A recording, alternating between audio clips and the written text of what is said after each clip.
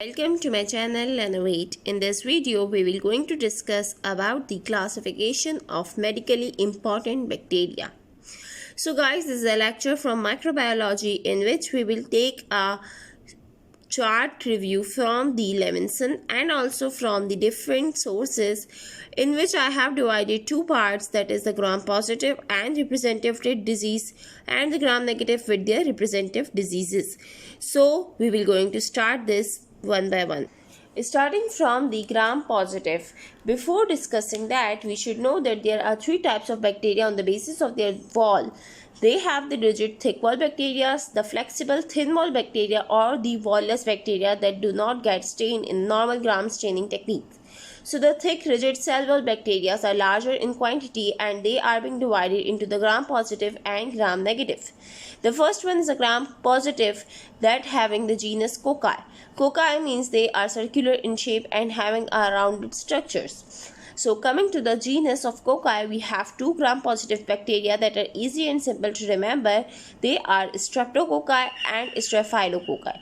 The Streptococci, they cause pneumonia and pharyngitis, that is the infection of the lungs and infection of the pharynx, while the Staphylococci may cause skin abscess. So these are the two cocci.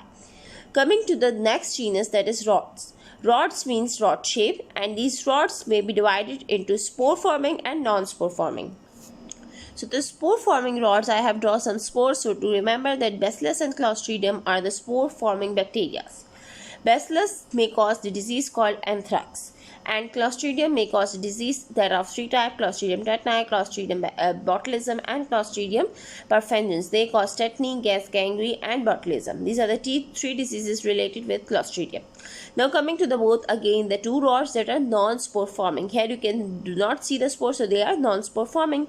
It includes Corynebacterium that will going to cause the diphtheria in the children, and then the Listeria that will going to cause the meningitis. Another one is an excluded bacteria, that is acid fast bacteria, and that is a Mycobacterium TB. This one is to remember separately because it is acid fast, does not stain with the gram stain well.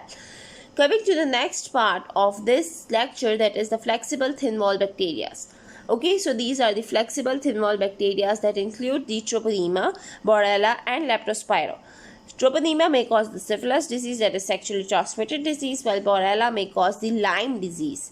Okay, and the Leptospira may cause the leptospirosis. So these are the diseases that are caused by these flexible thin wall cell wall bacteria. Coming to the wall-less bacteria, that I have previously said that they do not stain with any other staining technique. Why? Because they do not contain any cell wall. So this includes the mycoplasm, and those mycoplasm that causing the pneumonia. You can say the atypical pneumonia that is caused by mycoplasm is the wall-less bacteria. Now a small category of non-living bacteria taken from that side of the chart is Rickettsia, and that will going to cause the Rocky Mountain fever, Q fever, and typhus. That is to be remembered separately. Coming to the second part of the chart that I have drawn here is the gram negative bacteria and their representative diseases. So before discussing the gram negative bacteria, we again know the genus is Cocci and the rods, and now these diseases are being differentiated into three types, that is respiratory involving the lungs. Here you can see these are the small lungs, then the zoonotic that are transmitted from the animals, and the enteric that are related to the GI tract. Okay, my GI tract is somewhat mysterious, but you have to get it. You have to know it by some mnemonics. Coming to the respiratory organs. First one is the genus Cocci. This genus Cocci include the gram negative Neisseria that will going to cause the gonorrhea and meningitis, that is again the sexually transmitted diseases. Coming to the genus Rod, that are straight and cultivated aerobes, including the respiratory organisms, include Haemophilus that will going to cause the meningitis, Bordetella that will going to cause the whooping cough, and the Legionella that will going to cause the pneumonia. These are three related with the respiratory tract. Coming to the second, zoonotic, that is transmitted from the animal or animal species. They include the Borrelia that will going to cause the brucellosis, Francisella that will going to cause the tularemia, and Pasteurella that will going to cause the cellulitis, and Yersinia that will going to cause the plague. That is a vast and a disastrous disease ever. So these are the four type of bacteria that will going to transmit it from the zoons. Means they are transmitted from the animal source.